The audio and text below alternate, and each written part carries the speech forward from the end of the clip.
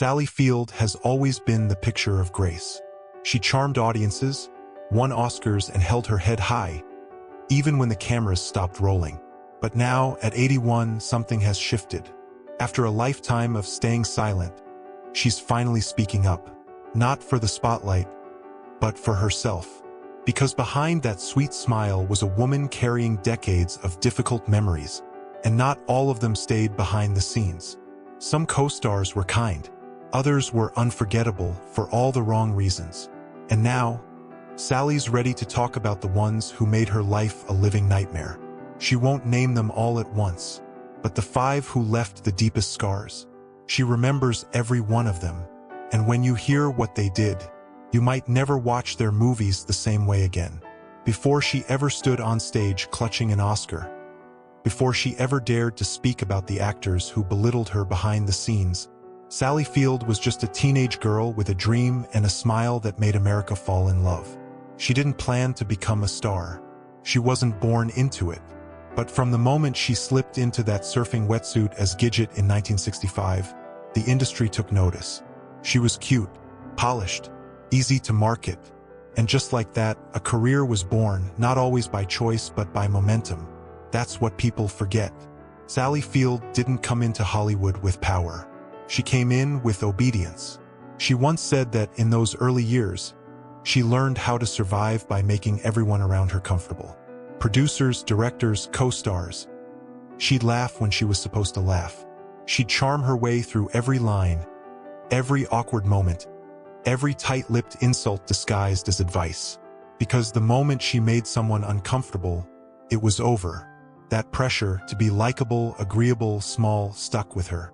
On The Flying Nun, she was dressed in a habit with wings, expected to smile and nod her way through scripts she didn't choose and stories she didn't believe in. And yet she did it, because saying no wasn't really an option. She once confessed that those early sitcom years were soul-crushing, but necessary. The world saw her as America's sweetheart. Inside, she was just a young woman learning how to disappear in plain sight. But that was never the full story, because what they didn't see, what they weren't supposed to see, was how often she had to bite her tongue. How many times she left a set in tears. How many times she felt humiliated, silenced, and small. And as the years went by, Sally's performances began to reflect something deeper, something truer. By the time she starred in Sybil in 1976, she wasn't just acting. She was breaking free. The role, dark, raw, unflinching, won her an Emmy, and it changed everything. Suddenly, producers had to take her seriously. Suddenly, she wasn't just the girl from the beach or the nun in the sky. She was a serious actress. And with Norma Ray in 1979, Sally Field proved to the world, and maybe to herself, that she could carry a film, command respect, and still keep her integrity. Her Oscar speech was modest, but pointed.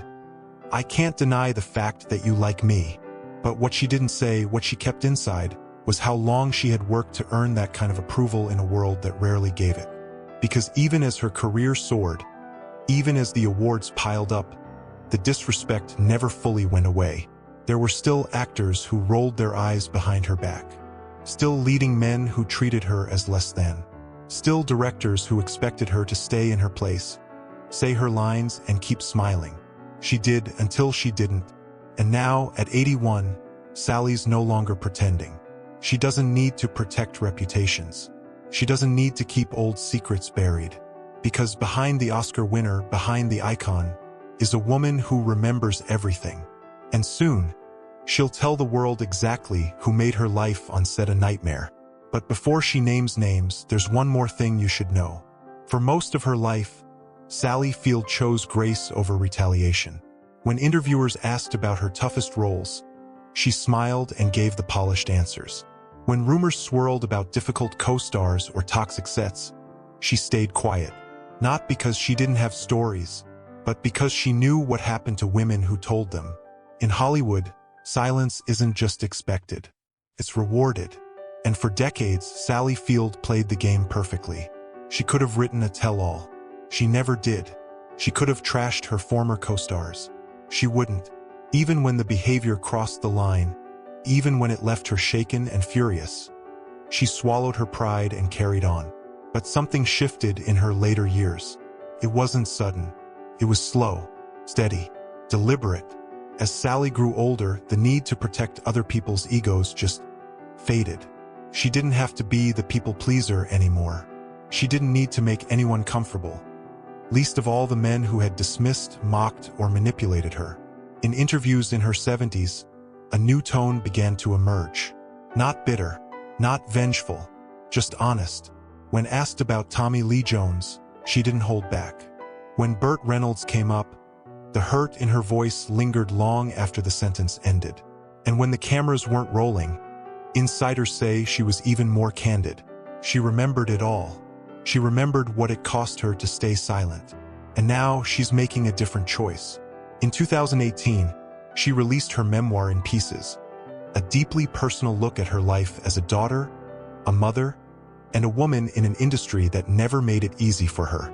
But even then, there were things she held back, names she left out, because old habits die hard, and the instinct to protect people who hurt her was one she'd lived with for too long.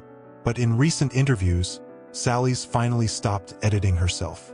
She's spoken about the disrespect, the undermining, the actors who treated her like she didn't belong. She's even hinted that she walked off more than one set in tears, and not because of the scene. It was because of the men she had to share that scene with. And while she's still careful, still measured in what she says, one thing is clear: Sally Field has nothing left to prove. She's an Academy Award winner. She's a television legend. She's survived a brutal industry without losing her soul. And she's 81 years old, with no interest in protecting the reputations of men who made her life hell. She doesn't name names to start drama. She doesn't exaggerate for headlines. She speaks because she can, because she's earned the right to tell her side, and because staying silent for everyone else's comfort just isn't worth it anymore. And now, for the first time, she's opening that vault. The stories she's held on to for years, the actors who left her shaken, humiliated, and heartbroken. She's finally ready to tell the truth, one name at a time. Let's start with the man who made her dread walking onto set. A man whose talent was matched only by his ego. Number 5, Dustin Hoffman. He was impossible to work with. They were both Oscar winners, both respected, intense, and serious about their craft. But when Sally Field stepped onto the set of Punchline in 1988, opposite Dustin Hoffman, it didn't take long for the admiration to disappear. She had heard the stories about Dustin before, how he stayed in character, pushed boundaries, and demanded complete immersion from his co-stars. What she didn't expect was how personal it would get. According to Sally, working with Hoffman wasn't just difficult, it was demeaning. He interrupted her takes. He criticized her line delivery out loud in front of the crew. He mocked her choices, even as the director stood by, unsure how to intervene. And all of it was passed off as method. Sally didn't argue. Not then. She just absorbed it, the way she always had, silently, professionally, and with that same determined smile. But years later, when asked about the experience, her words were sharp. Dustin is brilliant, yes, but he made that shoot a nightmare. I dreaded coming to work. It wasn't one moment, it was the pattern. The constant critiques. The emotional jabs. The way he made her feel like a guest on her own set. And Sally was no newcomer. By then, she had already won 2 Oscars. She had proven herself over and over again. But with Hoffman, it didn't matter. He saw her not as a peer, but as someone to correct, to command, to dominate. She later admitted that Punchline was one of the few films where she truly felt worn down by the end. Not by the script, but by the man across from her. There was no on-set blow-up, no public scandal, just quiet, lingering damage. And for Sally, that was often worse. Because while the world saw 2 legends sharing the screen, what they didn't see was the tension behind every scene, and the strength it took just to show up and stand her ground. Hoffman never apologized, and Sally never worked with him again.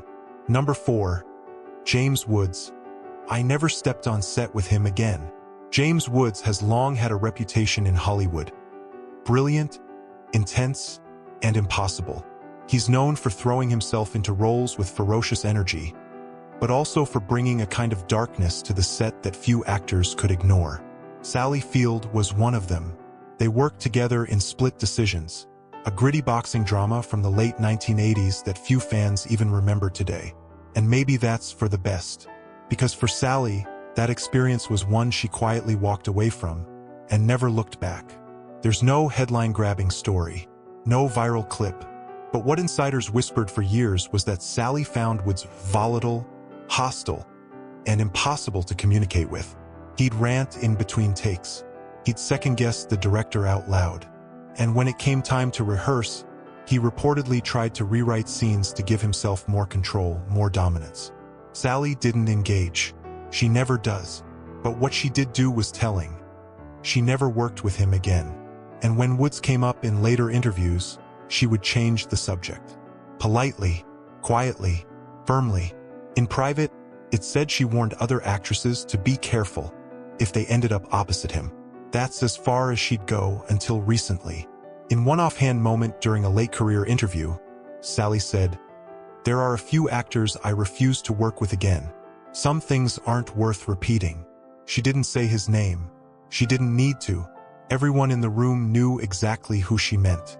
Because when an actress like Sally Field, respected, patient, and known for her professionalism, refuses to work with someone again, it's not a personality clash. It's a red flag.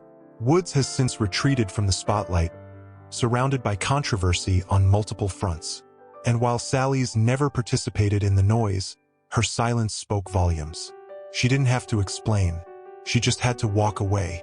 And that's exactly what she did. Number 3, Shirley MacLaine. We just couldn't get along. Steel Magnolias was a dream project on paper. 6 powerhouse actresses, one emotionally gripping story, and a chance for Sally Field to show her dramatic depth once again. But behind the scenes, not all the chemistry was so magical. From the beginning, tensions simmered between Sally Field and Shirley MacLaine. It wasn't just a clash of personalities. It was a full-on battle of control. Shirley, known for her commanding presence and spiritual bravado, came into the film with an air of superiority. She had been an A-lister for decades. She expected deference. But Sally, by that point, had already won 2 Oscars. She was no newcomer. She didn't need to prove herself to anyone, and she certainly wasn't going to be steamrolled.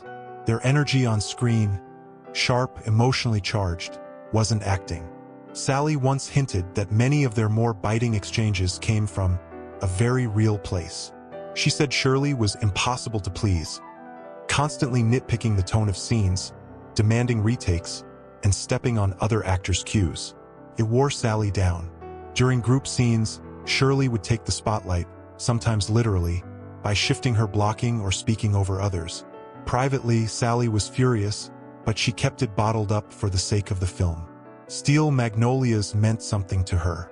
She didn't want it overshadowed by ego. But years later, when asked if she'd ever work with Shirley again, Sally didn't hesitate. "We just couldn't get along. I tried. I really did. But it wasn't in the cards." Fans were surprised. On screen, their chemistry felt electric. Off-screen, it was exhausting. Sally never dragged Shirley publicly, never called her cruel. But she made it clear, working with her was like walking through a storm, loud, erratic, and impossible to predict. The difference? Sally didn't fight back. She just weathered it. She always does. And once the film wrapped, they went their separate ways. No friendship, no follow-up project, no reconciliation. Sometimes the strongest performances come from real tension. And in this case, Steel Magnolias didn't just reveal how tough Southern women could be. It revealed how tough Sally Field had to be. Number 2, Tommy Lee Jones. The worst I've ever worked with. Sally Field doesn't use words like loathe lightly. But when she talks about working with Tommy Lee Jones, that's exactly the word she's chosen. In 1981, the two starred opposite each other in Back Roads, a romantic comedy drama that paired her fiery resilience with his gruff intensity. On paper, it was a bold casting choice. In reality, it was a disaster. From the moment they stepped onto set, Sally says the tone was wrong. Jones wasn't just distant, he was dismissive. He refused small talk. Rehearsals were tense. He rarely looked her in the eye unless the camera was rolling. And when it was rolling, he'd ad-lib lines without warning. Step on hers. Shift blocking. Not to enhance the scene, but to unnerve her. The director, Robert Ellis Miller, reportedly tried to ease the tension, but there was no softening Jones' edges. He was known for being difficult, but Sally hadn't expected this level of coldness. Later, she would say, "It wasn't just that he was rude. He was the worst person I ever worked with." The film suffered. Critics noticed the lack of romantic spark. What was meant to be chemistry came off as awkward indifference. Fans didn't realize the on-screen discomfort was painfully real. Sally, who always gave her co-stars the benefit of the doubt, couldn't find a way in. She once said, "You can't build something on a foundation that cold." When promotion for the film wrapped, she walked away not just from the project but from any hope of working with him again. And unlike others she's clashed with, there's never been a softening in her words when it comes to Tommy Lee Jones. No excuses, no second chances.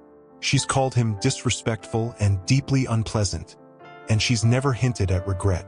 Because for Sally, the worst co-star isn't the loudest. It's the one who makes you feel like you don't belong.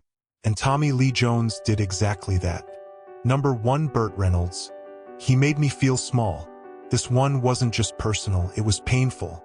Burt Reynolds wasn't just a co-star. He was the man Sally Field once loved. Their relationship was tabloid gold in the late 1970s.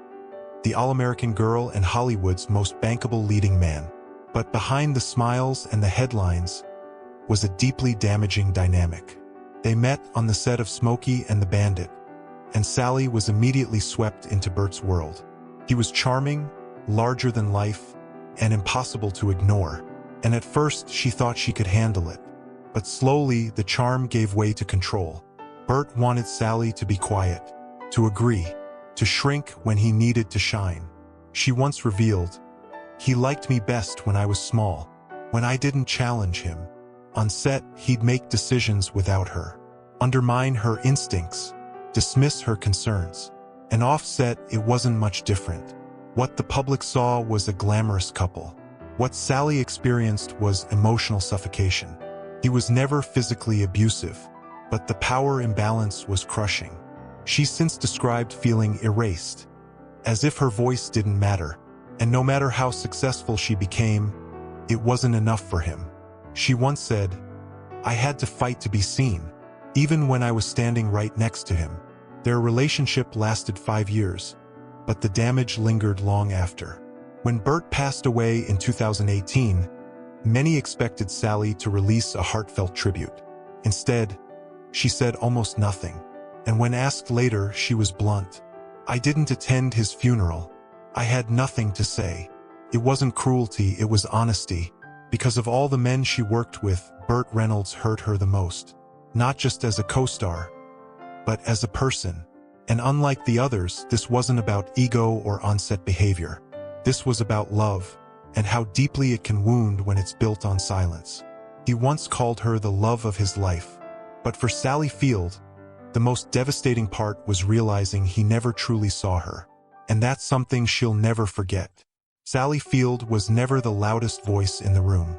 She didn't storm offsets. She didn't air her grievances on talk shows. She didn't take down her critics with fiery interviews or viral memoirs. Instead, she waited. She waited for a time when speaking the truth no longer felt dangerous, just necessary. And now, at 81, Sally has nothing left to lose. Her career is sealed in Hollywood history. Her legacy isn't in question. She's respected, beloved, and finally free to speak without flinching. The men she's named, Dustin Hoffman, James Woods, Shirley MacLaine, Tommy Lee Jones, Burt Reynolds, were all giants in their own right. To call them out takes more than courage.